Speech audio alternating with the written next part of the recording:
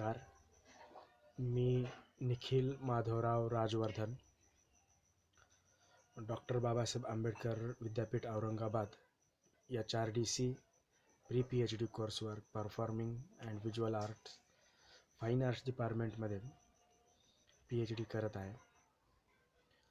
या PhDच्या कोर्सवर्कसाठी जो विषय निवडलेला आहे तो विषय आहे PPTसाठी चित्रकलेतील भाषा आणि भाषेत चित्रकला एक अन्वयार्थ.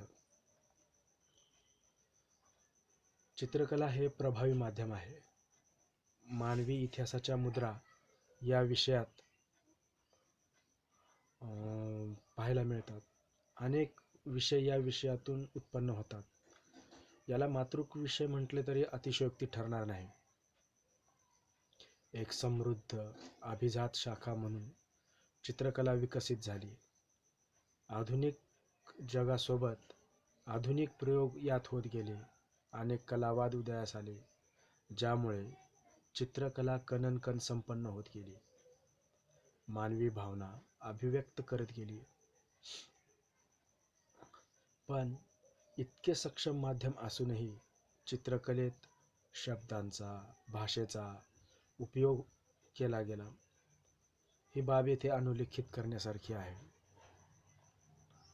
अगदी तसेच मानवी भाषेत जग एकत्र आणण्याचे सामर्थ्य आहे. मानवी भावनांची उकल करण्यास सक्षम भाषा आहेत. त्यामुळे बहुतेक जण भाषा साहित्याकडे आकर्षिला जातो. अशा तऱ्हेने भाषेचे स्वरूप मानवी भावनांशी बांधले गेले आहे. समाजाचे यथार्थ प्रतिबिंब भाषेच्या रचनेत उपयोगात दिसून येते.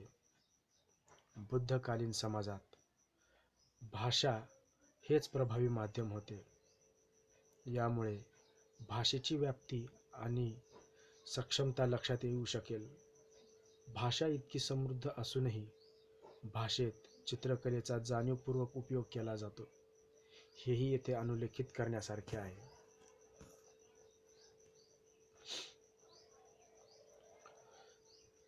चित्रकला आणि भाषा वरकरणी दोघांचा अर्थ व्यक्त होणे जरी असला तरी दोघांच्याही अन्वयाने एक चित्रभाषा एक भाषाचित्र असे समीकरण तयार होऊ लागते. रझा, हुसेन, रवींद्रनाथ टागोर आणि अगदी सध्याच्या स्थितीमध्ये सुजाता बजाज, मिथू सेन यांसारखे प्रख्यात चित्रकारांच्या चित्रकृतीमध्ये भाषेचा सर्रास उपयोग केलेला दिसून येतो. अगदी नामवंत लेखकांच्या मुखपृष्ठापासून आतील मजकुरापर्यंत अनेक चित्रे पाहायला भेटतात. याच्या अन्वय अर्थाची उकल येथे होणे गरजेचे आहे. विश्लेषण होणे गरजेचे आहे. यावर संशोधन होणेही गरजेचे आहे. यातून नक्कीच नव्या चित्रसाहित्य तथा भाषा साहित्यात अधिक भर घालणारे साहित्य निर्माण होण्याच्या शक्यता नाकारता येणार नाहीत, ज्यातून येणाऱ्या संशोधकास यापुढील संशोधनासाठी मौलाचा दगड ठरू शकेल.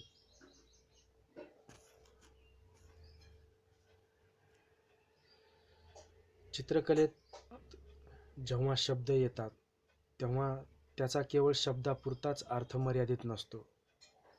चित्रकलेमध्ये जेव्हा शब्द येतात तेव्हा त्याचा केवळ खऱ्या अर्थाने शब्दापुरताच मर्यादित अर्थ राहत नाही, तर तो त्या ठिकाणी एक फॉर्म बनतो. त्यातून अभिव्यक्ती चित्रकाराची व्यक्त होत असते. बिंदू, रेषा, आकार, पोत, रंग इत्यादी कलेच्या मूलतत्वाने रंगविलेल्या आकारातून चित्रफलकावर अथवा चित्रासारख्या पृष्ठभागावर साधलेली कृती म्हणजे चित्र असे म्हणता येईल. किंवा नाविन्य, मौलिकता व अनन्यसाधारणता, कौशल्य, कल्पकता या सर्जनशीलतेसोबत जे चित्रण केले जाते त्याला आपण चित्रकला किंवा चित्रकलेची कलाकृती असेही म्हणू शकतो. विषय अनुषंगाने येथे इतकी एक गोष्ट स्पष्ट करणे पुरेशी ठरेल.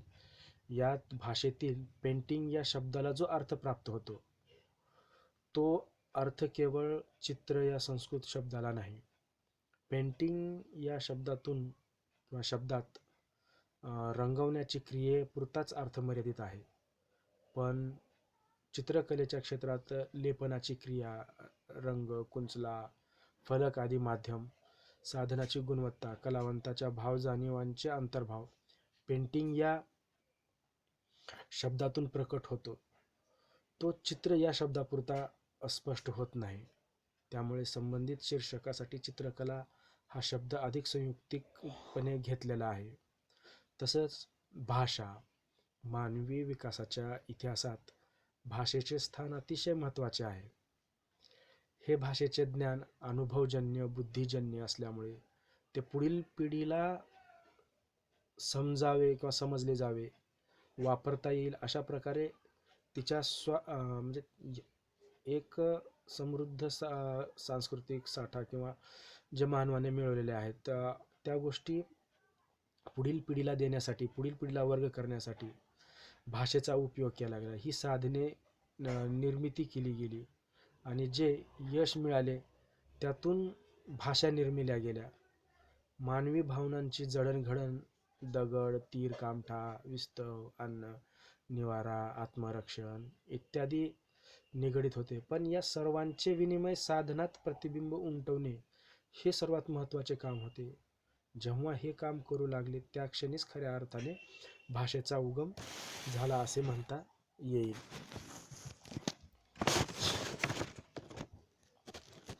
त्यातूनच मग पुढे लेखनकला जी आहे त्या लेखनकलेचाही इथे विस्तार झालेला दिसून येतो. किंवा काय म्हणतील त्याला, ध्वनिरूप भाषा म्हणजे हवेत विरून जाणारे नादलहरी. उच्चारता स्पष्ट होणाऱ्या लिपीने त्यांना दीर्घ जीवन दिले.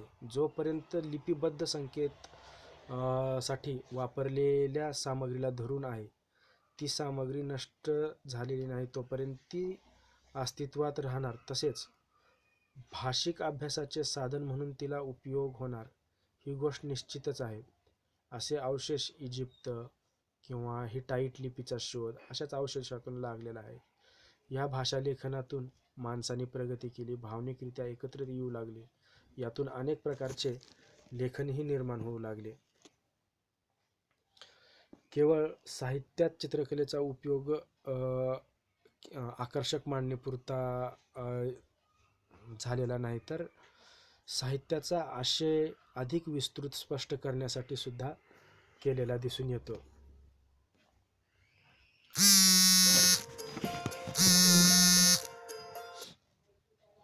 शब्दांना प्रतिमा अर्थ असतात आणि प्रतिमांना शब्द अर्थ असतात. चित्र हे निशब्द कविता असते आणि कविता हे बोलके चित्र असते असे प्लुटार्कने नोंदवलेले सुद्धा आहे. आकार नसलेले चित्र म्हणजे कविता आणि आकार असलेली कविता म्हणजे चित्र असे चीनी विद्वान सुद्धा म्हणत. ध्वनिहीन कविता म्हणजे चित्र असा सुद्धा विचार 11व्या शतकात रूढ झालेला दिसून येतो. तर चित्र म्हणजे कविता आणि रंगरेषांनी केलेली कविता म्हणजे चित्र असा समजूत बराच काळ पाहायला भेटतो. कारण शब्दांना प्रतिमार्थ आहे आणि प्रतिमांना शब्दार्थ आहे.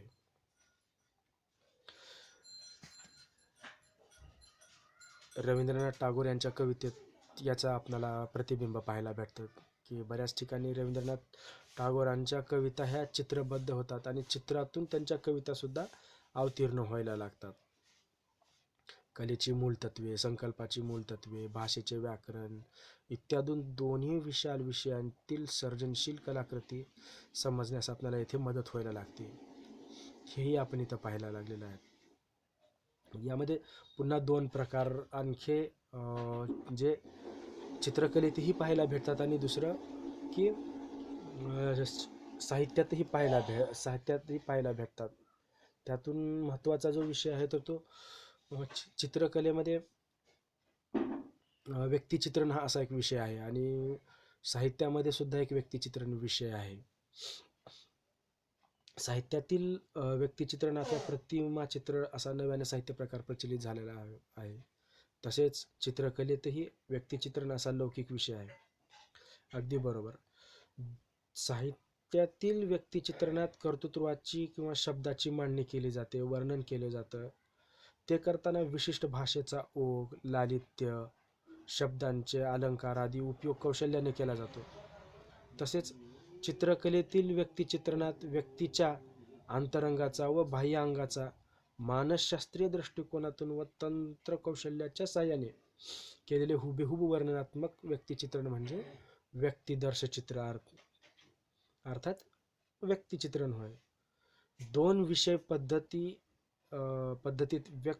व्यक्तीच्या अंतरंगाची खोली वर्णिली जाते. साहित्यात शब्दाद्वारे मांडणी केली जाते, तर चित्रकलेत रंग, रेषा, पोत आदीद्वारे मांडणी केली जाते.